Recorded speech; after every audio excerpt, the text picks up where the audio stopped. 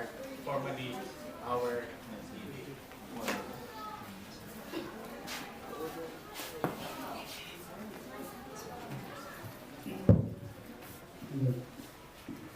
The Responsible Parenthood and Reproductive Health Act of 2012, or Republic Act number 10354, informally known as the Republic Health Law or RH Law, is a law in the Philippines which guarantees universal access to methods of contraception, fertility control, sexual education, and maternal care. Ladies and gentlemen, good afternoon. Welcome to 2017 Einstein Debate. We begin in the motion that this House believes that. Are you in favor to reproductive health law? Yes. So we have two contenders, the affirmative side and the negative side. For the affirmative side is Group 2, led by first speaker Jonard H. Mahilong, second speaker Ivan L. Alvarez, together with Carl John Lloyd Ismino, Jenny Rose de Lima, and Milvon Espanola.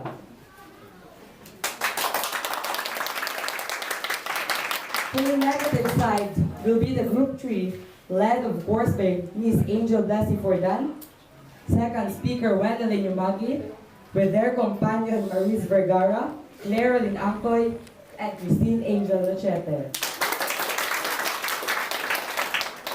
And of course, we have our educators. First, our first educator will be the head teacher, Mr. Roberto Lopez.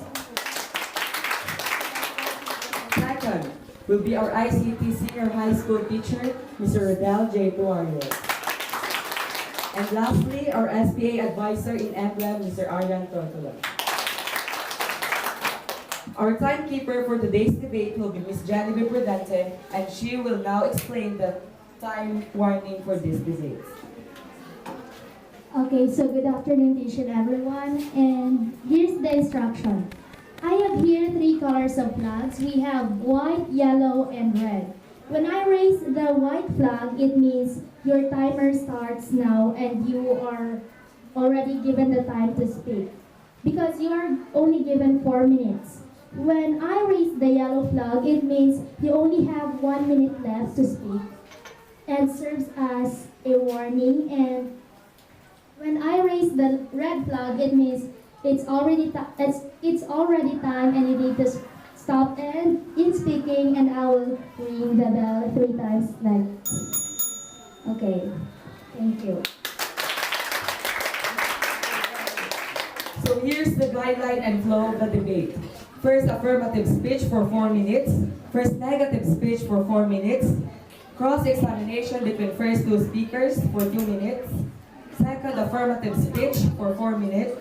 Second, negative speech for 4 minutes. Cross-examination between second two speaker for 2 minutes. First, affirmative rebuttal for 2 minutes. First, negative rebuttal for 2 minutes. Second, affirmative rebuttal for 2 minutes. And second, negative rebuttal for 2 minutes respectively. So again, let me remind you about the rules and regulation of our debate. Number 1, there are 2 teams and must consist of 5 debaters, 2 of which are the speakers. Number 2, each team has 2 constructive speeches, 2 rebuttal speeches, and then the affirmative must give the first constructive speech, the negative, affirmative, and so on. Number 3, the affirmative must advocate everything required by the topic itself. No revision of position of a team is permitted during the debate. Number 4, an observer may speak only if called by the chairman. Thus, everyone should be quiet and behave as possible. Number 5, a speaker shall not be interrupted except on a point of order. He may, however, with the permission of the chairman. Number 6, usage of foul words should be limited, or as possible should not. Number 7, no attacking or throwing of insults with each other. Avoid calling each other's name and going off the topic. Is everybody clear? Yes! So I guess everyone is ready. So without further ado, affirmative, you may start.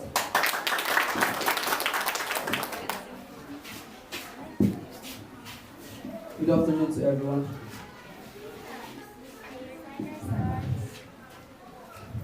The Responsible Parenthood and Reproductive Health Act of 2012, or Republic Act Number 10354, informally known as the Reproductive Health Law or RH Law, or the law in the Philippines which guarantees universal access to methods on contraception, fertility control, sexual education, and maternal care. The Supreme Court delayed implementation of the law in March 2013 in response to challenges. On April 3, 2014, the court ruled that the law was not unconstitutional but struck down 8 provisions partially or in full. The Senate policy brief titled Promoting Reproductive Health, the history of reproductive health in the Philippines dates back to 1967 when the leaders of 12 countries including the Philippines, Ferdinand Marcos, signed the Declaration of Population. The Philippines agreed that the population problem should be considered as the principal element for long-term economic development. Thus, the Population Commission was created to push for a lower family size norm and provide information and services to lower fertility rates. This act shall be known as the Responsible Parenthood and Reproductive Health Act of 2012. The state recognizes and guarantees the human rights of all persons, including their right to equality and non-discrimination of these rights, the right to sustainable human development, the right to health which includes reproductive health, the right to education and information, and the right to choose and make decisions for themselves in accordance with their religious convictions, ethics, cultural beliefs, and the demands of responsible parenthood.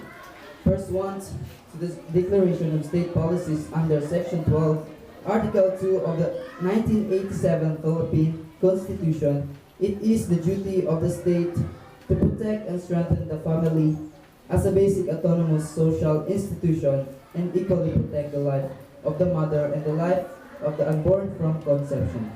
The state shall protect and promote the right to health of women, especially mothers in particular, and of the people in general, and instill health consciousness among them.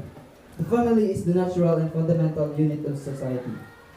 The state shall likewise protect and advance the right of families, in particular, and the people in general, to a balanced and healthful environment in accordance with the rhythm and harmony of nature.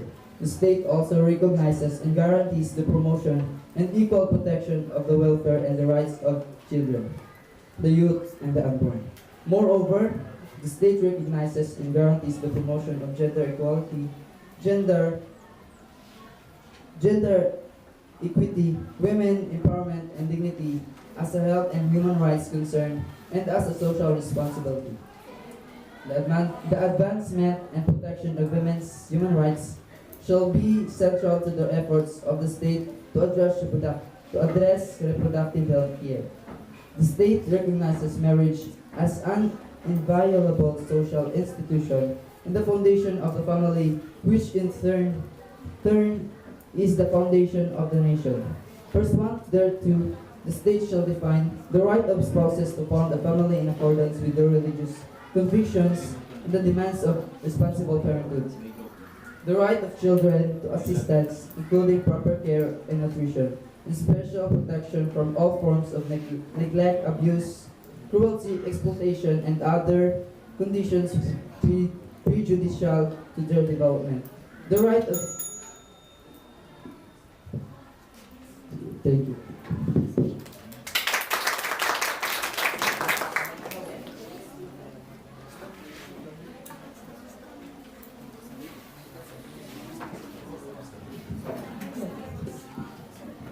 So, reproductive health law, we are from the negative side.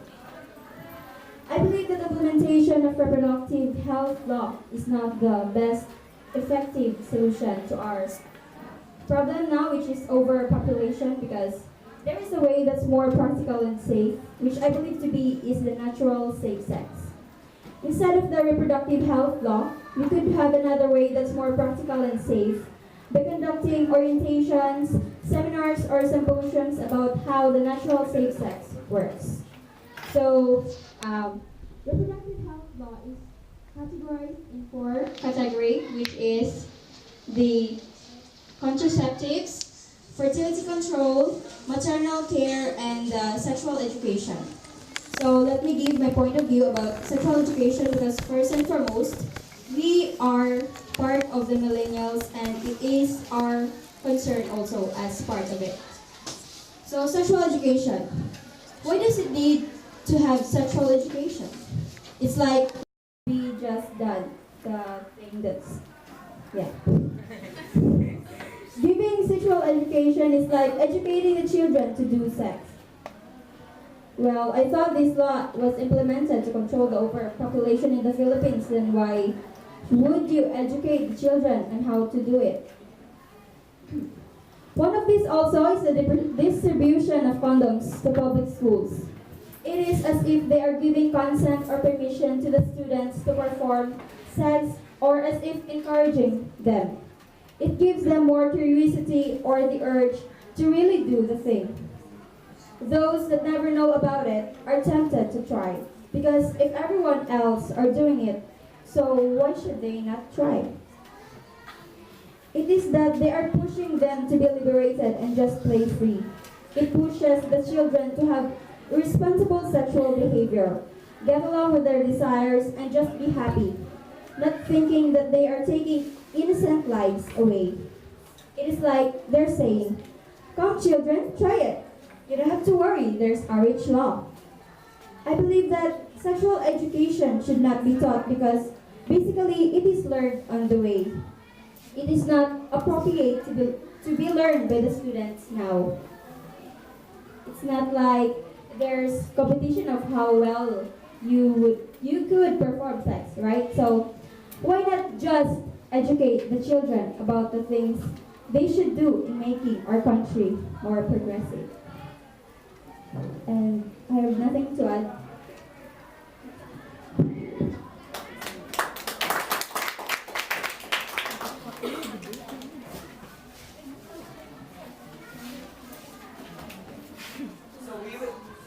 So we will now proceed to the cross-examination between Reproductive health law has four parts: the maternal care, sexual education,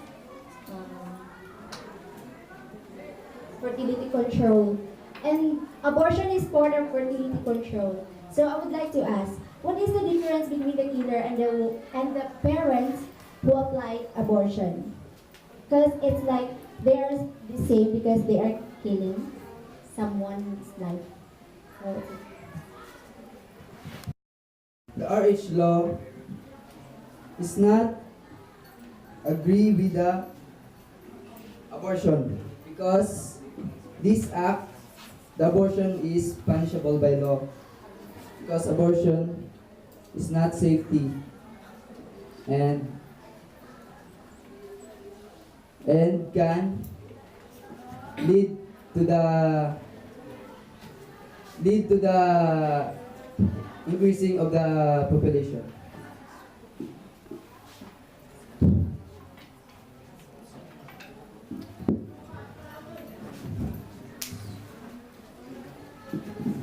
As you said, natural safe sex is good, but we cannot blame the husbands if they want to have sex, and the wives are not free. Or what I mean is that the wife is free to have sex, that she will not be pregnant. Example, during their menstruation, and if it is a regular period, it is just once a month, and your husband will not agree with this because you will have sex only once a month. Because it is the duty of the wife to give the happiness of the husband. So how would you give the solution to the husband if you want to have sex and the girl or the wife is not free? Or the woman or the wife's duty to give her husband his happiness. And so it is not we are contradicting the decisions of the family. Of course, it is on their decisions on how they do it, yeah, or how often. But as long as they could support the needs of the children that they would like to produce, yeah.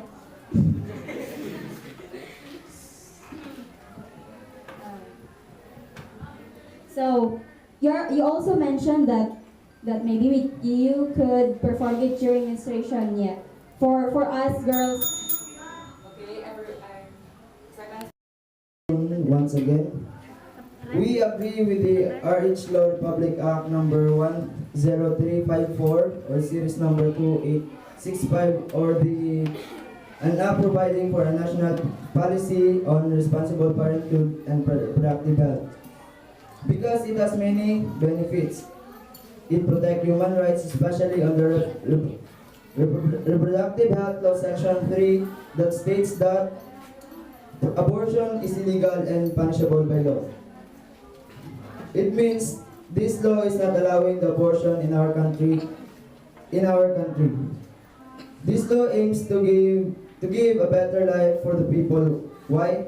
Because in RH Law Section 2 states that the family is the basic institution of a community, which means if a family gain bigger income because they has lower number of children, the community also will be improved or will have a progress. In this case, I see no mistake because it is very beneficial for all of us.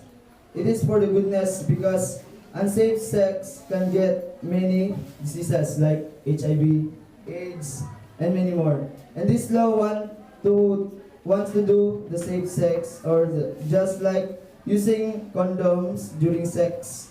Because nowadays, the number of people having HIV or AIDS in the Philippines is increasing.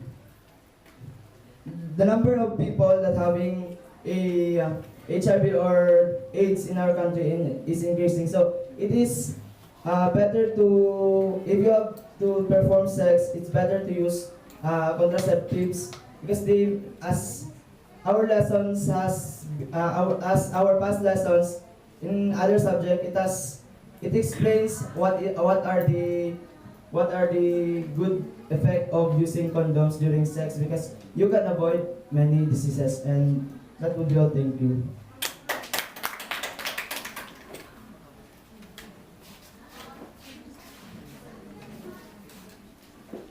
So, timer starts.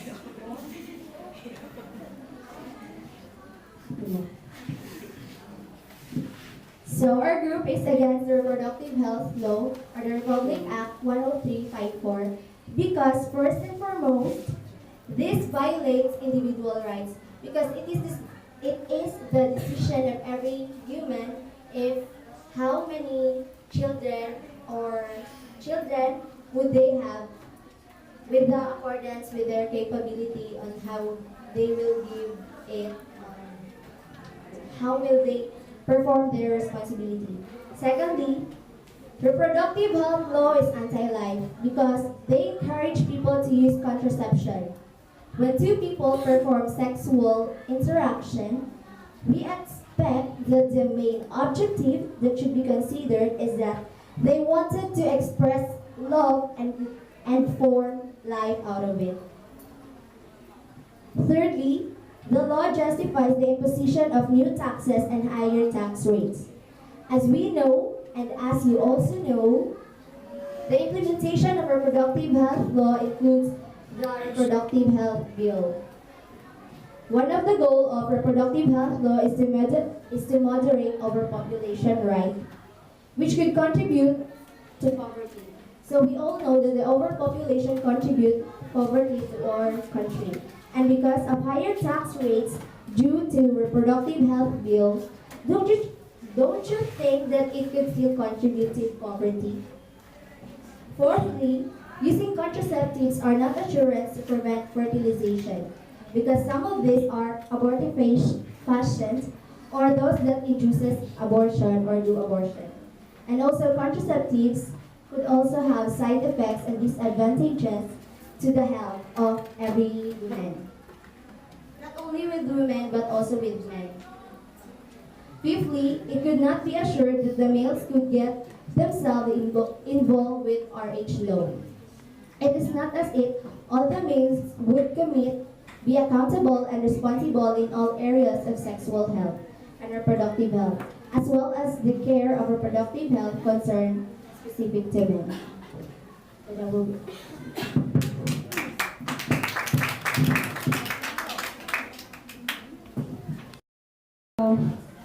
Abortion is part of also of fertility control, and it is not like you can monitor the one who does the RH law. So as you said, family is basic unit of community. So do you think that abortion will make our community or the family the basic say, institution of the community stronger? I think you were mistaken because RH law disagree with the abortion because abortion is as in the section 2 on the RH law 10354, abortion is punishable by law. I think you were mistaken because for us we are not agree with abortion. As I said, abortion is different from fertility control because fertility control is the one that you will prevent like using condoms during your sex, and abortion is a time when when the baby is already formed, and abortion is very different from fertility control. I think you are really mistaken about the abortion because we really disagree with abortion, and you are telling us that we are agree with abortion. Thank you.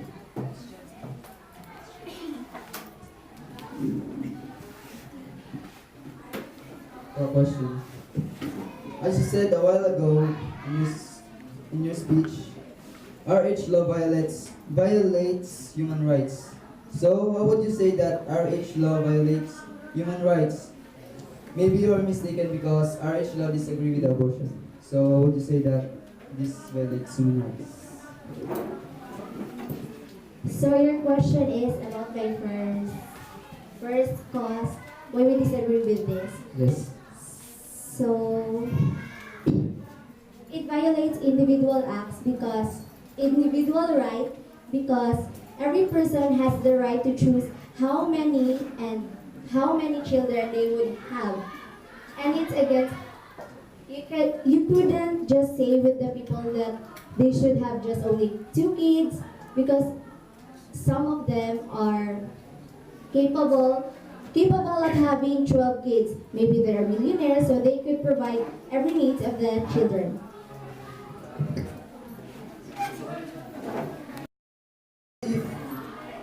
You don't know RH law, we could say that our population will be increased again. So what if you don't know RH law? Can you repeat? Our point here is to prevent the population and also to help us and to avoid us from different diseases. So the question is wrong. So why did you disagree with the RH law?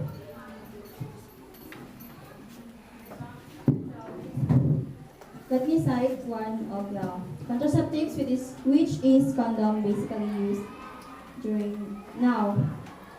So condoms. Using condoms in every sex, you will be safe from being pregnant, but it is not assurance that every condom is safe and it will never that it will really prevent pregnancy yet. And of course, it is because some condoms have chemicals because of the flavors in it. How can you say that all condoms are not safe, and can you prove that there are really chemicals in the condoms? I've not said that all condoms are unsafe. I just said some. And So how can you say that some of the condoms are not safe? so there are instances Can you cite examples? Yes. There are instances that the condoms used during sexual intercourse would be left inside the vagina of the girl, and it could cause damage to the health of the female that is included to that. I never been heard that the condoms was left in the vagina. Can you really prove that the condom will be left in the inside? Because for me, condoms are very useful and very safe because in our MAPI lesson, it explains that condoms are used to protect us from HIV/AIDS. Because we don't know our husband maybe are betraying us. They have already sex with other girls. So they are using this to protect you also. And not you, the wife I mean. To protect the wife that she must not have the disease like HIV/AIDS. So we are not sure that all the condoms produced are mainly from the main company that produces condoms. So we are not sure if all of the condoms are safe because nowadays maybe some of it are localized and yes, just imitations. And that is the reason why there's a RH law that there is a sexual education that explains it where it explains it to the students how can you how will you use the condoms to be safe, what are the disadvantages, I don't know, how will you use the condom to be safe and how to identify whether it is that is really safe. And our main point is here is to give the reason why RH law was implemented so that our population will not be grow more because if the demand is bigger, the supply also will be bigger, and in that case our food will be lack and it is for our bad also. So you have mentioned the sexual education. About it, so mainly you have mentioned that it is for the students. Don't you think that giving sexual education is like educating the children to do sex? It's not like children were born to know how to perform sex, right? So Sexual education is not teaching the student how to sex. Because teaching the student how educational sex will give them the idea to that if the sex is there, they will not go there because they know the bad effect of that and they will not perform that if it is for their bad also, and if they will not go there, they will be progress and also the family and the community because it is all connected. If the person improve, the family improve, the community improve, the country will improve. So you will not be assured that the students would not really try it because first and foremost, they have already learned it, and once you have learned something and you have known that there is consequences, of course, as millennials, we will be curious, and don't you think that they would be more triggered to try because they would want to know if the bad effects would really do or would really affect them. That's why the teachers are really teaching the students what is really the bad effect to prove that that is really bad. And the point there is to prevent what will happen to the future if our population will get bigger, and we are not saying that the students are teach how to sex, but they are teach to avoid early sex.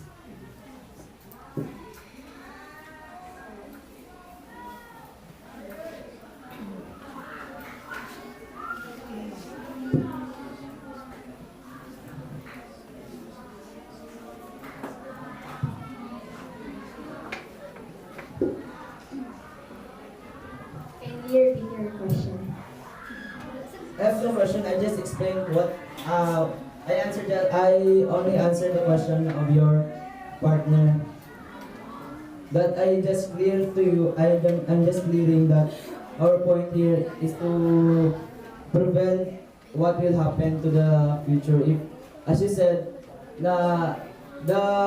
it is for the family. This their plan to have, if you want 12 children, but you don't know that there are also families that are lack of food, and the food that must be given to the member of that family maybe given to those children who would not who are not eating in the right time, or only once a day, not 3 days, 3 meals a day.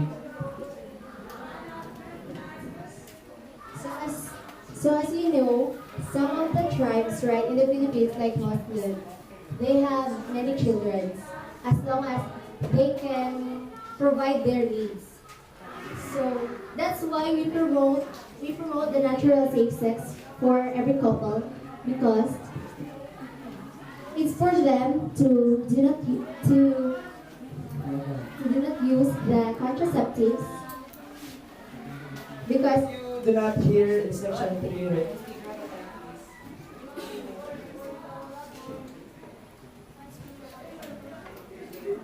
I think she is not done with her question. So I think please it's- let her continue what explain first what is what she is pointing out. So please continue, Miss.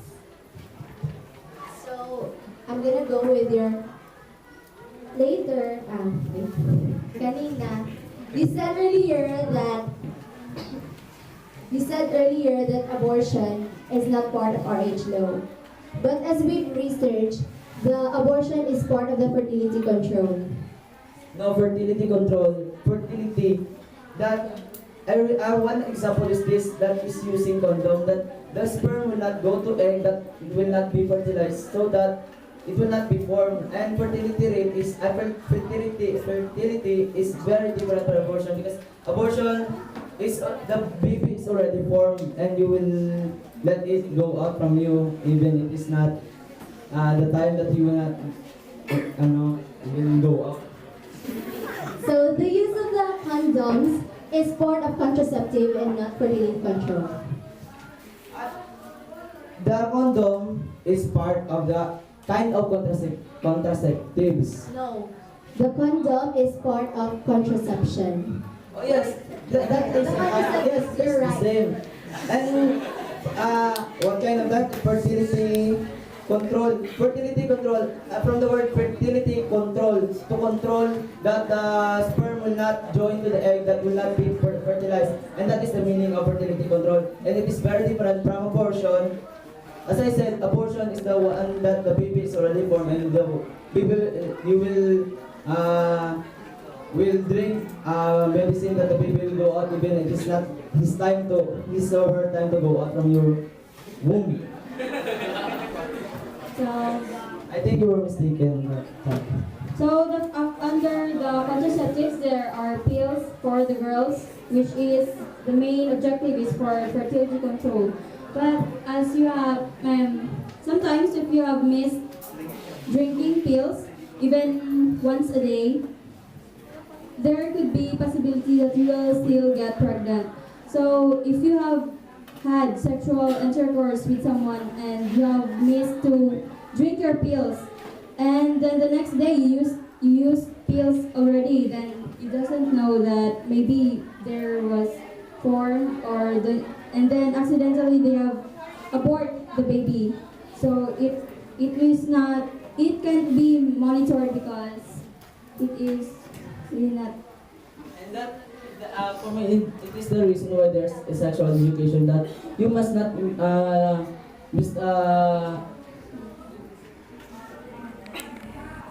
will not mistake to drink or to intake the medicine, and that is the reason there's a sexual education, that so that you will not be you will not forget when to drink that pills.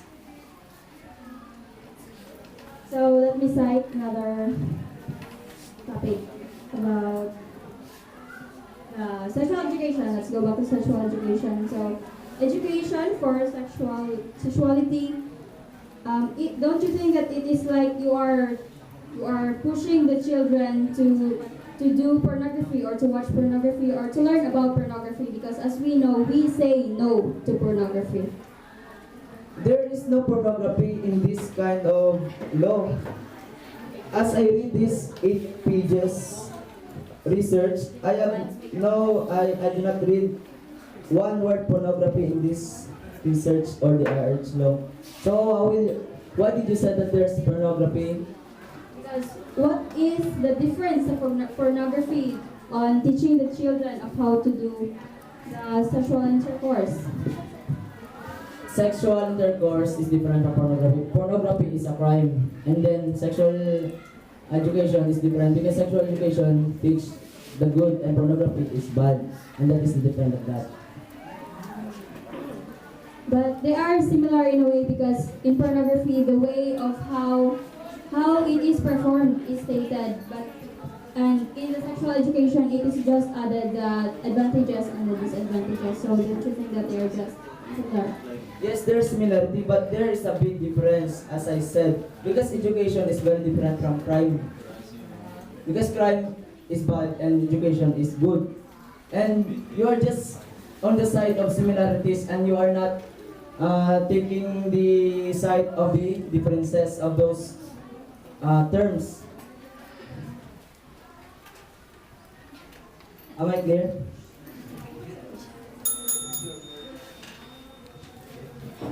So, audience, do you have questions or debaters? Or if you have unclear thoughts, you can ask them about their topic. So, wala. Audience. Okay, sir, so should we extend or the time? Because, so, key answers, interesting exchange and impressive performance for the debater. So this is the end. So judges, do you have comments or comments about the debates? And